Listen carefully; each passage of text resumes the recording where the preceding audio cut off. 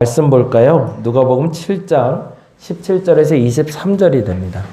같이 천천히 한번 찾으시면 좋겠습니다. 누가복음 7장 17절에서 23절까지.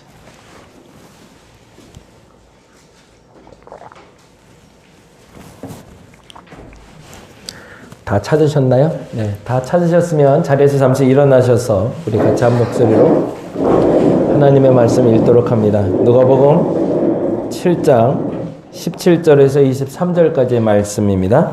같이 한 목소리로 천천히 읽도록 하겠습니다. 예수께 대한 이 소문이 온 유대와 사방에 두루 퍼지니라. 요한의 제자들이 이 모든 일을 그에게 알리니 요한이 그 제자 중 둘을 불러 주께 보내어 이르되 오실 그이가 당신이오니이까 우리가 다른 일을 기다리오리이까 하라 하매 그들이 예수께 나와 이르되 세례 요한이 우리를 보내어 당신께 여쭈어 보라고 하기를 오실 그이가 당신이오니이까 다른 일을 기다리오리이까 하더이다 하니 마침 그때에 예수께서 질병과 고통과 및 악귀 들린 자를 고치시고 또 많은 맹인을 보게 하신지라. 예수께서 대답하여 이르시되 너희가 가서 보고 들은 것을 요한에게 알리되 맹인이 보며 못 걷는 사람이 걸으며 나병 환자가 깨끗함을 받으며 귀먹은 사람이 들으며 죽은 자가 살아나며 가난한 자에게 복음이 전파된다 하라.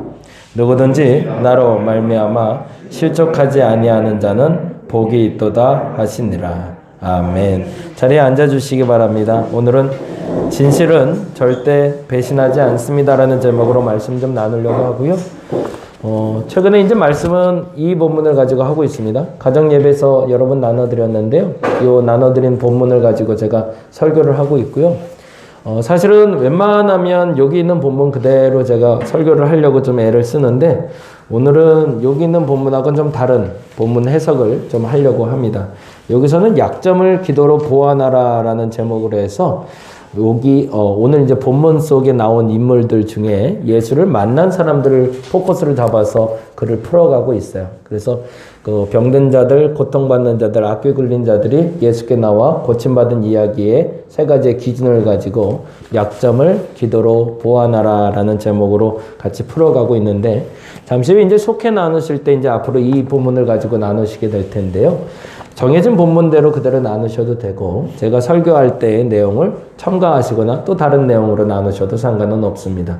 중요한 건 늘 말씀드리지만 말씀은 듣는 걸로 끝나는 것이 아니라 말씀을 듣고 실천에 옮길 수 있도록 만들어가는 게 중요한 거라 그래서 속회 모임을 식사를 하고 그리고 이제 앞으로 어떻게 모일지를 의논하게 되실 텐데 오늘은 청장년들 같이 식사하시면 됩니다. 그리고 청년들은 저하고 같이 식사를 할게요. 그래서 같이 음식 나누시면서 앞으로 속회 모임 어떻게 할지 얘기 나누시면서 중요한 건 본문 이야기를 나눌 수 있는 텀을 속장들이 만들어 주시면 좋을 것 같습니다. 그래서 우리 심현철 집사님이 청년들 같이 나눠주시고 최병종 원사님이 청장년 같이 나눠주시면 됩니다. 그래서 오늘은 제가 청년들하고 같이 하고요. 그리고 다음 주에는 우리 청장년 같이 하고 그러면 돌아가면서 좀 참석하고 우리 어르신들 조금 이제 나중에 좀 정리가 되면 어르신들하고는 제가 나눌 수 있도록 그렇게 하고요. 교회 학교는 조금 함께 청장년들 할 때 같이 움직일 수 있도록 하거나 자유롭게 아이들 놀 수 있도록 일단 해놓으시면 나중에 텀을 좀 만들어서 주일학교 모임을 좀 진행해 보도록 하겠습니다. 오늘은 진실은 절대 배신하지 않습니다라는 제목으로 얘기하려고 하는데요. 진실은 원래 배신하지 않습니다. 그렇다면 진실을 알았는데 배신당한 적이 난 전혀 없을까? 그렇지 않더라는 거죠. 난 분명 진실이라고 생각했는데 그게 나의 뒤통수를 칠 때가 있었거든요. 왜 그랬을까요? 그게 진짜 진실이 아니기 때문에 그렇습니다. 내가 알고 있는 게 진실이 아니기 때문에.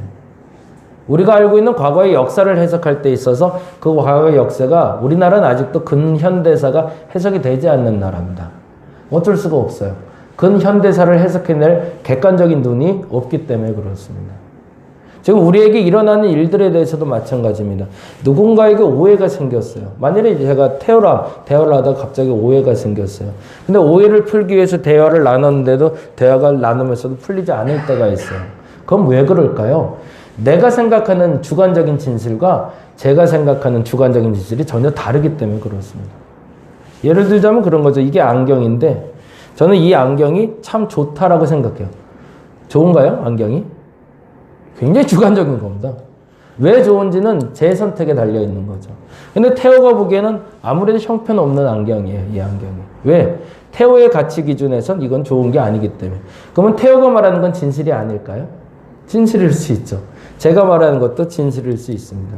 근데 중요한 것은 객관적인 진실은 결코 우리를 배신하지 않는다는 겁니다. 그런데 주관적인 진실들은 항상 우리를 배신할 수 있음을 알고 인정할 수 있어야 된다는 거죠. 오늘 그 얘기를 좀 하려고 그래요. 본문의 시작이 이렇게 됩니다. 한번 볼까요? 읽어보겠습니다. 예수께 대한 이 소문이 온 유대와 사방에 두루 퍼지니라. 18절 읽겠습니다. 시작. 요한의 제자들이 이 모든 일을 그에게 알리니 라고 되어 있어요. 요한의 제자들이 예수에 대한 어떤 것을 요한에게 알려줬대요? 소문을 알려줬대요. 근데 문제는 소문을 알려줬을 때 그 소문이 요한이 들었을 때 아 맞다라고 깨닫기에는 애매했던 거죠. 내가 아는 예수가? 라는 생각이 드는 거죠. 왜 그랬을까요? 여러분이 잘 아는 대로 예수님과 요한은 사촌관계입니다. 6개월 텀으로 태어난 형제들이에요. 그리고 아마도 어려서부터 서로 간에 알고 지냈을 것 같아요. 근데 어느 날 갑자기 요한의 제자들이 어느 한 사람이 와서 요단강에서 세례를 베푸는 우리와 다른 류의 일을 하는 사람들이 있는데 더 정확한 표현으로는 우리보다 그쪽이 더 많이 사람이 몰려갑니다. 무슨 일이 벌어진 걸까요? 라고 그 소문에 대해서 요한에게 전달한 거죠. 근데 요한에게는 의구심이 하나가 있었던 겁니다. 과거에 성경에 기록된 일에 의하면 요한도 알고 있었을 겁니다. 예수가 누구인지. 근데 그것에 대해서 확인할 필요가 있었던 거죠. 그래서 이렇게 얘기합니다. 같이 한번 정확히 읽어보겠습니다. 요한이 그 제자 중 같이 읽겠습니다. 시작. 요한이 그 제자 중 둘을 불러 주께 보내어 이르되 오실 그이가 당신이오니이까 우리가 다른 일을 기다리오리이까 하매 라고 질문해 보라고 그래요. 우리가 메시아로 당신을 인정해도 되는지 아니면 당신이 아닌 또 다른 사람을 우리가 기다려야 되는지 당신이 내게 말해달라는 거죠. 뭘 알려달라는 거죠? 진실을 알려달라는 겁니다. 그러면 진실은 어떻게 알 수 있을까? 첫 번째 이렇게 얘기하고 있습니다. 같이 읽겠습니다. 첫째 시작. 무엇을 하시는지 눈으로 보아야 됩니다. 진실을 알기 위해서 제일 먼저 중요한 건 있는 그대로를 볼 수 있는 눈이 있어야 됩니다. 지난주에 우리 비폭력 대화 강의 같이 들었는데 제일 어려운 게 뭔지 아세요? 이게 느낌 언어인지 관찰 언어인지를 아는 거예요. 태호 참 잘생겼다. 기준이 뭘까요? 제 기준이에요. 그렇죠? 아, 양 목사 참 못생겼다. 누구 기준일까요? 저를 바라보는 사람의 주관적인 기준이에요. 그건 느낌의 언어일까요? 관찰의 언어일까요? 이건 느낌입니다. 객관적이지가 않아요. 근데 우리는 그거를 사실, 진실이라고 말하고 말해왔던 거죠. 그러니까 사람들에게 왜 자꾸 오해가 생길까요? 있는 그대로를 보지 않고 있기 때문에 그렇습니다. 오늘 동민이를 제가 만나고 있는데 동민이를 오늘 못 본 이에게 동민을 제가 설명하려고 그래요. 동민을 전혀 몰라요. 최동민이라는 청년을 제가 설명하려면 어떻게 설명해야 될까요? 최동민 진짜 좋은 친구야. 그게 관찰 언어일까요? 아니요. 그거는 감정 언어입니다. 제 머릿속에 생각한 대로 전달하는 거예요. 그러면 최동민이라는 사람을 최대한 객관적으로 전달할 수 있는 방법은 뭘까요? 오늘은 다 긴팔 입었는데 혼자 반팔 입고 왔고 키가 크고 그리고 오늘은 검은색 마스크를 썼고 이게 사실이죠. 그것만을 전달해야 되는데 우리는 보통 어떻게 전달하냐면 사실을 보고하라, 현실을 보고하라, 진실을 말해라 라고 얘기할 때 그 진실에 꼭 뭐가 들어가요? 내 느낌이 들어가요. 그러니까 자꾸 오해가 생겨요. 아이들하고 부모하고 왜 자꾸 오해가 생길까요? 우리 아이들 얘기 자꾸 죄송한데 자꾸 말해서 죄송한데 방 안에서 아이들이 뭔가를 하고 있어요. 뭔지는 몰라요. 근데 그것 때문에 혼나는 일이 발생해요. 왜 혼날까요? 방 안에서 하는 일에 대해서 엄마나 아빠가 나름대로 자기 마음대로 해석을 해버리는 거예요. 너 지금 또 핸드폰 보고 있지? 너 또 놀고 있지? 라고 해석을 해요. 근데 애가 화가 나요. 왜 화가 날까요? 난 진짜 오랜만에 책 보고 있었거든요. 근데 우리 엄마는 맨날 방 안에서 내가 문 닫고 있으면 핸드폰 하는 줄 알아. 라고 뭐죠? 사실이 아는 것을 이야기하고 있기 때문이죠. 진실을 알기 위해선 그 사람을 진짜를 알기 위해서 제일 먼저 필요한 게 있습니다. 남녀가 만날 때도 마찬가지고 부모와 자녀가 만날 때도 마찬가지고 부가 만날 때도 마찬가지입니다. 꼭 필요한 게 있습니다. 뭘 하고 있는지 눈으로 본 것만 먼저 볼 수 있어야 됩니다. 있는 그대로만. 오늘 보면은 이렇게 되어 있어요. 볼게요. 근데 조금 더 구체적으로 나가보자고요. 21절 읽어봅니다. 마침 그때에 예수께서 뭐하고 계셨대요? 질병과 고통과 및 악귀 들린 자를 많이 고치시고 또 많은 맹인을 보게 하고 계셨대요. 그러면 여기서 사실만 보자고요. 있는 그대로만 보자면 뭘 봤을까요? 누가 있는지를 봤겠죠. 그럼 누가 있었어요 아까? 질병 걸린 사람이 있었고 고통받는 사람이 있었고 악기 들린 자가 있었죠. 그게 본 거죠. 그러면 정작 보고 전달해야 되는 건 이거일까요? 아니죠. 뭘 전달해야 될까요? 누가 있는지를 봐야 되지만 또 하나 어떤 일이 일어나고 있는지를 봐야 되는 거죠. 아까 말씀드린 대로 또 한 번 말씀드리면 방 안에 아이가 문을 잠고 있어요. 도대체 뭐 하는지 모르겠어요. 어제도 우리 큰아이가 밥 먹고 바로 방 안에 들어갔어요. 불안해질까요? 기대가 될까요? 여러분 어떠세요? 집에서 부부 가운데 부부가 있어요. 부부가 있는데 밥 먹는데 갑자기 밥 먹고 나서 남편이 일어나서 문 닫고 방에 들어가 버렸어요. 어떤 생각이 드세요? 에휴, 이 인간 또 그러세요? 어떤 판단을 하게 될까요? 우리는 그 사실을 보고 나서 그 사실로 말미암아 일어난 일까지 봐야 되는데 그 일어날 일에 대해서 자의적인 자꾸 해석을 한다는 거죠. 그래서 오해가 생긴다는 겁니다. 원래 진실은 배신하지 않습니다. 근데 진실이 아닌 또 다른 포장지를 내가 만들어 놓기 때문에 그 진실이 나를 배신하고 있는 거죠. 다시 한번 우리의 눈이 열릴 수 있기를 바랍니다. 양 목사를 볼 때도 마찬가지. 양 목사가 지금 어떤 옷을 입고 있는지를 보는 것도 중요하지만 그래서 내가 지금 무엇을 하고 있는지 그리고 제가 무엇을 전달하려고 하는지에 집중할 수 있는 여러분 됐으면 좋겠습니다. 두 번째로 중요한 게 있습니다. 그래서 본 것을 그대로 전달할 수 있어야 됩니다. 한번 볼까요? 22절 보겠습니다. 그래서 예수께서 그들이 잘 전달할 수 있도록 이렇게 얘기해 주고 계십니다. 같이 읽어볼까요? 예수께서 대답하여 이르시되 뭐라고 되어 있어요? 너희가 가서 보고 들은 것을 요한에게 알리되 뭐래요? 맹인 보고 왔다 말하지 말고 맹인이 봤다고 전하고 그리고 뭐라고요? 못 걷는 사람을 봤다고 하지 말고 뭐라고요? 못 걷는 사람이 걷는다고 전하고 그리고 나병 환자 보고 왔다고 전하지 말고 나병 환자가 깨끗함을 받았다고 전하고 그리고 귀 먹은 사람을 보고 왔다고 말하지 말고 귀 먹은 사람이 들은다고 말해라. 그리고 더 중요한 게 있죠. 죽은 자가 끝났다라고 말한 게 아니라 죽는 자가 살아나며 마지막에 뭐라고요? 가난한 자 보고 왔다 하지 말고 가난한 자에게 복음이 전파된다고 전하라고 얘기하고 있습니다. 무슨 얘기를 하는지 아시겠죠? 본 것이 진실인 것처럼 여겨지만 내가 눈에 보여지는 것이 전부가 아니라는 겁니다. 큰 교회다 작은 교회다? 지난주에 우리가 작은 음악회 하는데 두 가지의 기대를 가지고 오셨더라고요. 그래서 제가 깜짝 놀라고 감사했어요. 첫 번째 기대는 뭐냐면 그렇지 뭐 라고 하면서 왔대요. 원래 작은 교회가 하는 게 뭐 조금만 어떤 분 얘기가 그래요. 주일학교 아이들 몇 명이 와서 이렇게 율동하면서 노래하고 박수치고 끝날 줄 알았대요. 작은 교회가 그렇지 뭐라고 생각하고. 그리고 두 번째 기대는 우리 권사님 얘기해 주셨는데 클래스 공연 조용한 엄숙한 가운데 가만히 있다가 곡 끝나면 박수 쳐 그리고 다시 가만히 앉아있고 이런 공연 보러 오신 분들.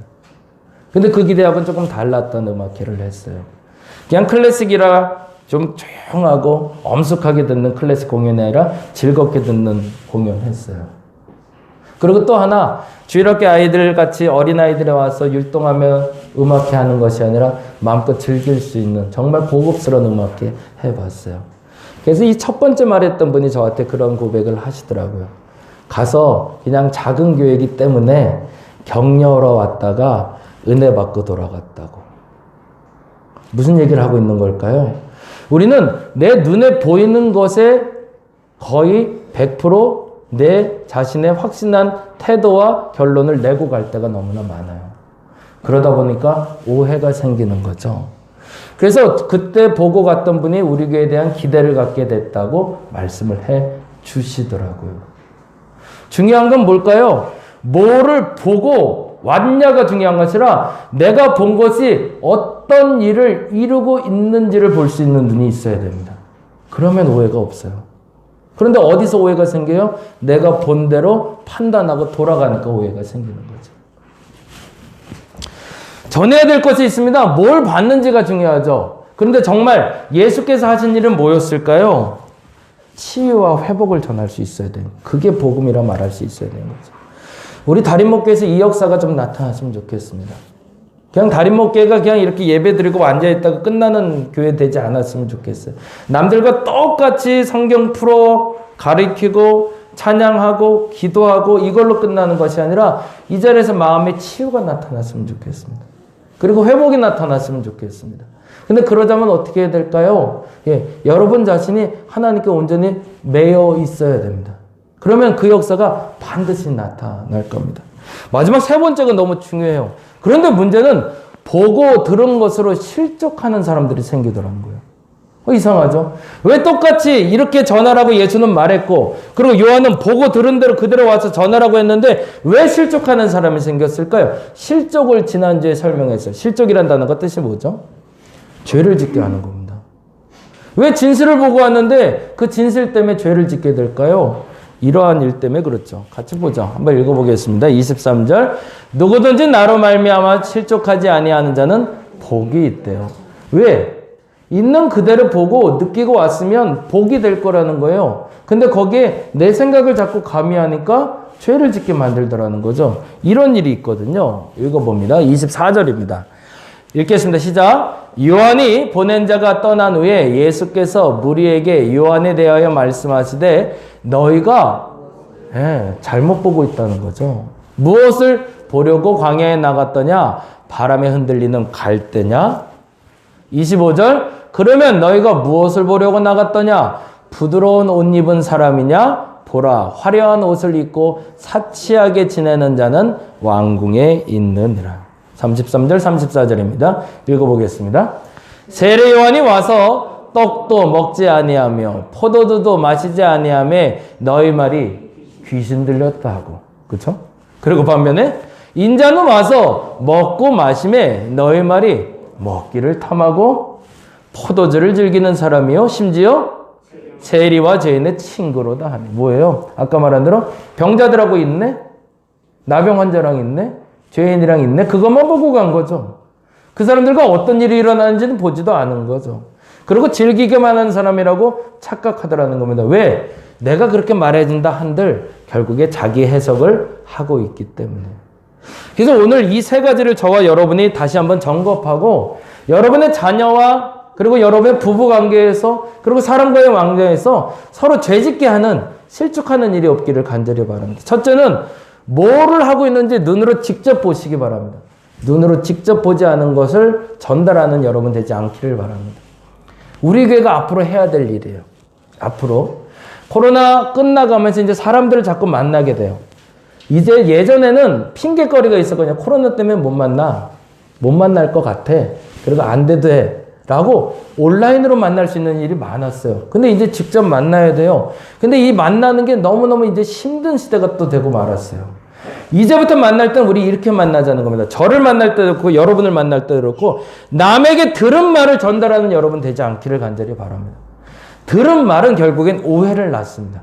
스스로의 판단이 그 들은 말로 판단되지 않기를 바랍니다. 첫 번째는 눈으로 본 것만 얘기할 수 있는 저와 여러분 되시기 바랍니다. 그래야 오해가 없어요. 아니, 저 사람은 왜 저렇게 해? 저 사람은 왜 이렇게 많이 먹어? 저 사람은 아니야, 뒤에서 담배 필 수도 있어. 다 내 생각이에요. 안 그래요. 안 그럴 수 있어요. 그리고 충분히 안 그러고 살고 있어요. 근데 뭐 하기 때문에 내 눈으로 보지 않고 남이 전달하는 얘기만 들었기 때문에 그 말을 줄일 수 있는 여러분 되시기 바랍니다. 두 번째는요, 그냥 눈으로 본 것만으로 너무 또 판단하지 마시기 바랍니다. 아이, 저 사람 가난해 보여. 아이, 저 사람 말이 어눌한 거 보니까 좀 머리가 둔한 것 같아. 그건 내 판단. 그 사람이 하고 있는 일까지 보고 판단할 수 있는 여러분 되시기 바랍니다. 그래야 여러분의 관계가 온전해질 겁니다. 지금까지 우리는 어떻게 해왔냐면요. 그게 어떻대? 그래? 이걸로 끝났어요. 그리고 온갖 오해와 온갖 소문을 다 퍼뜨려놓고 한 사람을 죽이는 게 아주 쉬워요. 그리고 왕따 시켜버리고 몰아내버리고 교회에서 병들다고 얘기할 때, 교회에서 시험 들었다고 얘기할 때 제일 먼저 나오는 단어가 말입니다. 왜 말일까요? 내가 들은 걸 잘못 전달해서 그래요. 본 것이 아니라면, 그리고 그거 한 것을 정확하게 내가 보고 전달할 것이 아니라면 그 입을 막을 수 있는 저와 여러분 되시기 바랍니다. 그렇게 될 때 어떤 일이 벌어진다? 보고 들은 것 때문에 실족하는 일이 없다는 겁니다. 우리 교회는 진실만 전하는 교회 됐으면 좋겠습니다. 어려울 거예요. 너무 어려울 거예요. 세상은 판단해 주기를 원하거든요. 그리고 세상은 정리해 주기를 원하거든요. 그런데 이 시점에서 여러분이 진짜 진실만을 전할 수 있기를 간절히 바랍니다. 그래서 제가 이렇게 얘기하고 싶었어요. 진실은 결코 여러분을 배신하지 않을 겁니다. 근데 더 중요한 건 그 진실을 여러분이 만나게 될 때 그 진실 때문에 역사가 나타나기 시작할 겁니다. 진짜 몰랐던 진짜 친구가 생길 거고, 진짜 복음을 만나게 될 거고, 진짜 그리스도인으로 거듭나게 되실 겁니다. 오늘 이 세 가지 놓고 다시 한번 기도하고 결단하는 여러분 되시기 바랍니다. 본 것만 말하기. 보고 내가 정확히 깨달은 것만 전달하기. 그래서 나 때문에 그가 죄짓지 않게 하고 그가 나 때문에 죄짓지 않게 하기. 그것이 이번 한 주에 여러분의 실천 과제가 되시기를 간절히 바랍니다. 기도하겠습니다.